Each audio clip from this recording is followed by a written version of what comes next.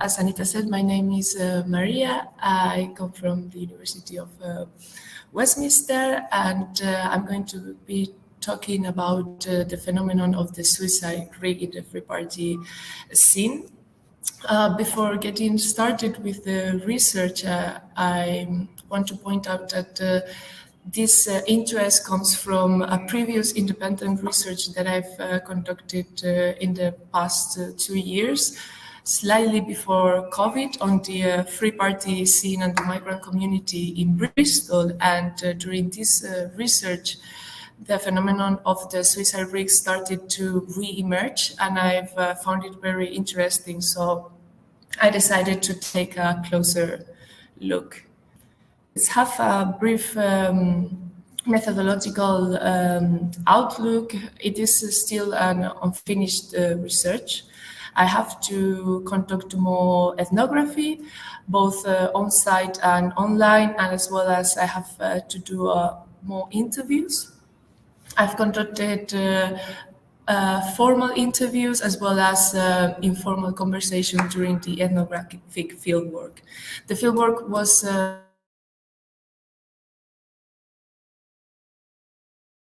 2020, and it lasts until this summer. I focused more on both summers, so 2021 and 2020, when the ease of restrictions in the UK took place. And I wanted to share with you as well a bit of some of the ethical debates that, as Anita pointed out, emerge in this sort of research. The first one is the relationship of public health and breaking restrictions while doing research, this sort of research, and what is the role of the researcher, what are the limitations, and what are the ethical procedures in this case, which I think is still kind of under research and developing, right? And the second big debate, ethical debate that I had was in terms of the disclosure of certain secrets or certain techniques that permeate the underground non-regulated scenes, and to what extent a researcher can display and disclose these to wider audiences. So through many conversations that I had with the participants, I decided that I was not going to get into many detail in certain aspects, especially the ones that are not directly relevant for the discussion itself. And I was also going to be really careful with the audiences that I was going to share this research with. This is a bit of the literature review that I've been using and that has inspired me. I will share one article at the end of the talk with you that has been especially interesting for me in this sense. So let's get started with a bit of context. I'm using the term free party here, and I assume that many of you might be familiar with it, but for those who don't, the term free party stands for non or low profit self-organized events by sound system collectives or crews that usually pursue a do-it-yourself ethos and are organized horizontally and play electronic dance music. So they are famously known as raves, but I like to point out that they don't stand exactly for the same, and the term rave, even though I'm going to use it as well, it's a more bigger and abstract term that also entails commercial practices. So the free party movements emerged in the late 80s in Britain. And there was a very important regulation, and this is going to link up with the other regulations about COVID that I'm going to talk about later, that was a significant turning point for the free party movement, and is the famous Criminal Justice Act of 1994. It introduced a number of changes in law in relation to antisocial behaviors, and it crushed unlicensed rave parties.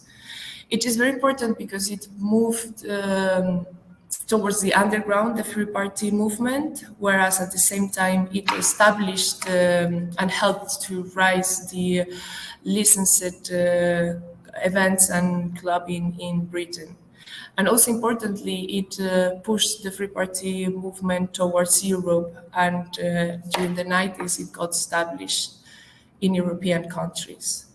So let's move to the present and the impact of COVID-19 and how these suicide parties and suicide risks re-emerge as a response to these regulations and social restrictions.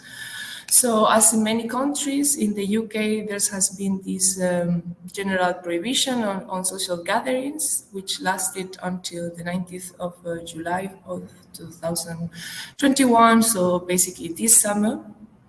And later on 31st of August of 2020, so in the middle of the pandemic, the government allowed police to have special measures to fine illegal gatherings of more than 30 people, up to £10,000 for organizers and £100 for participants.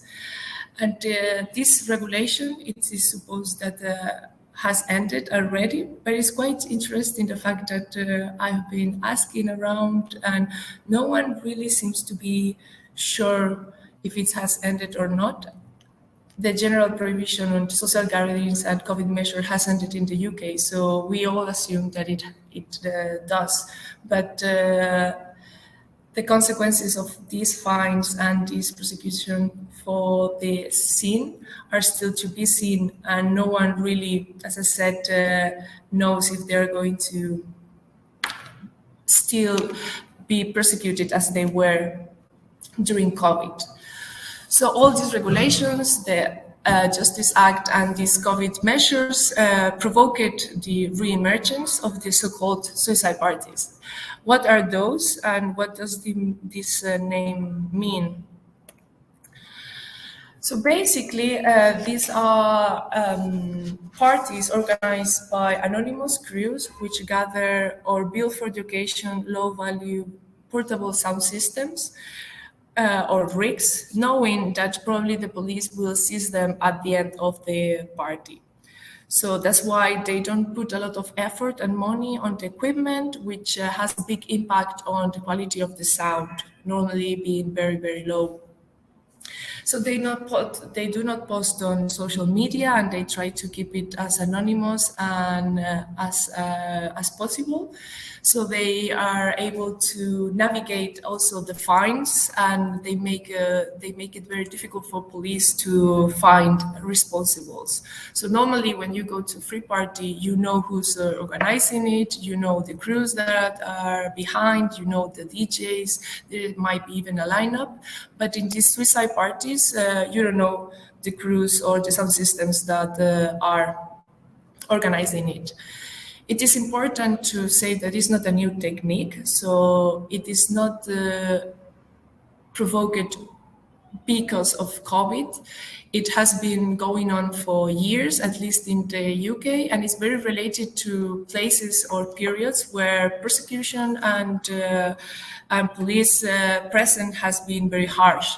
So suicide parties emerge when police and authorities are very crushing these non-regulated scenes. There have been also some suicide parties in Europe, for instance in France last summer, and they have kind of very original ways of suiciding the equipment. For instance, in France last summer, they burned the sound system before the police came. The most usual way is just leaving the sound system on site so the police can take it. Actually, sometimes they even try to negotiate with police so they can keep the equipment even though it has a low quality, so they can do another party. So sometimes it's not even a suicidal party at the end. Funny enough, I've I've talked with some people that told me that they were planning to fill up with concrete the speakers, so that when the police will try to lift the equipment, they will not be able because it will be so heavy. But I'm not sure if this has been done yet. And here in the slide, I put an example of one message that goes around through WhatsApp of one Halloween party. And as we see, they say suicide squatters, and this is a suicide party. So people is aware that the type of party that they're going, that they will be a low quality of sound, and probably police will come to seize it and to stop the party as well. These are two examples of different rigs. They are both from the same party.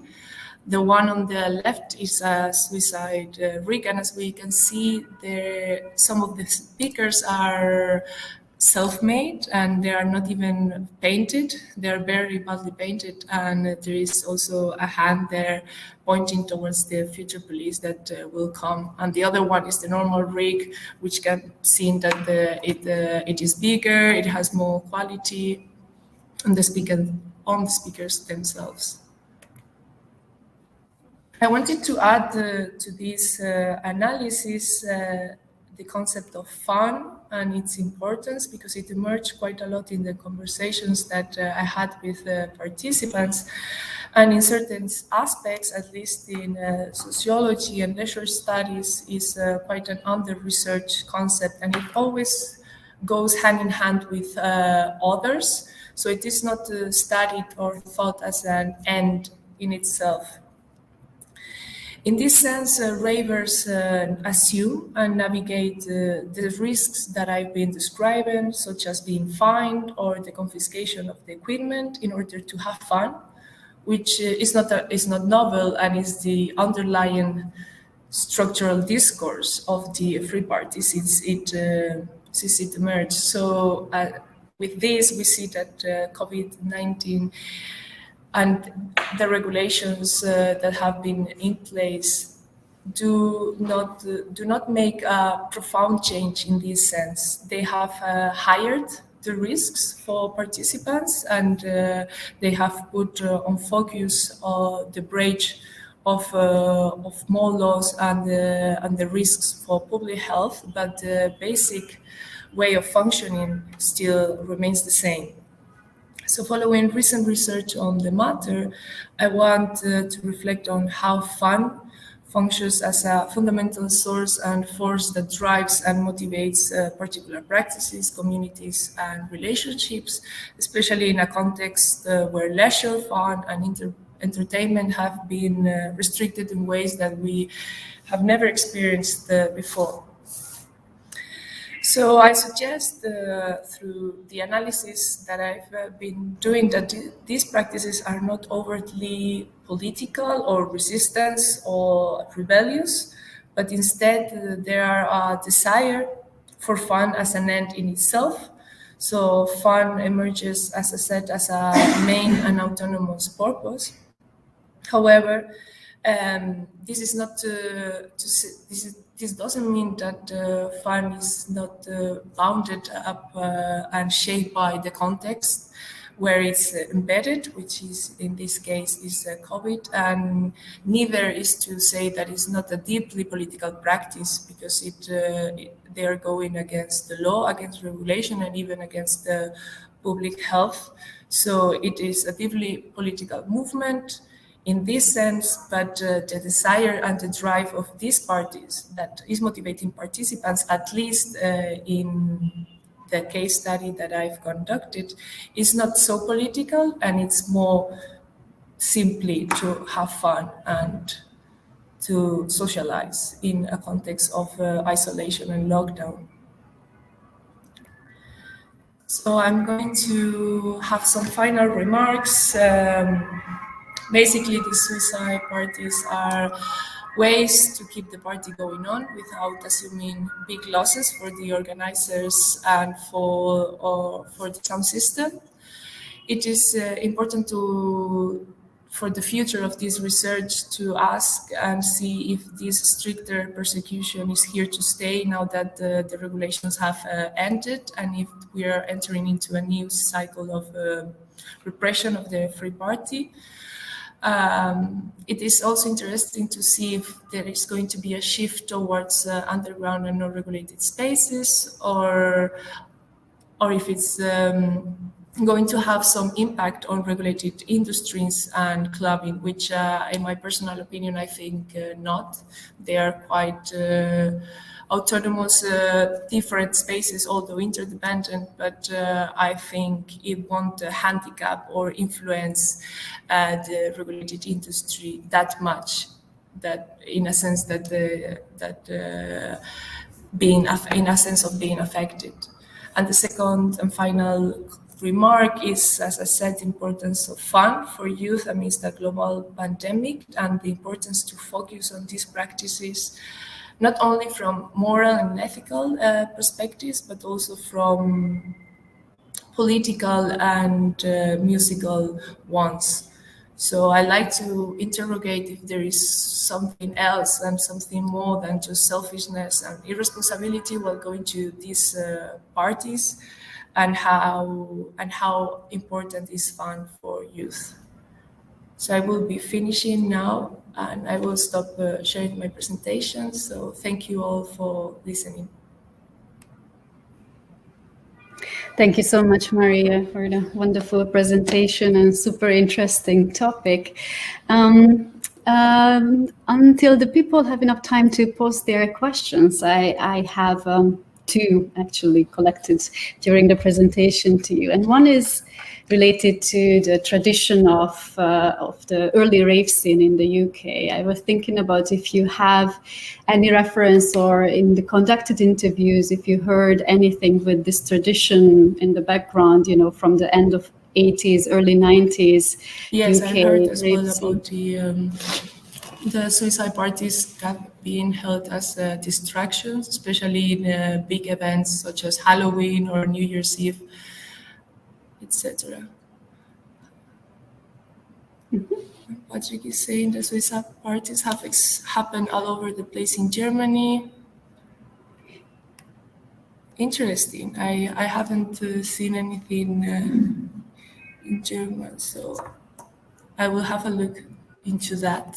Thank you. I'm going to share the one article that has been very inspiring for me in terms of the importance of fun in this pandemic, from an Australian researcher that focuses on surf practices and also party.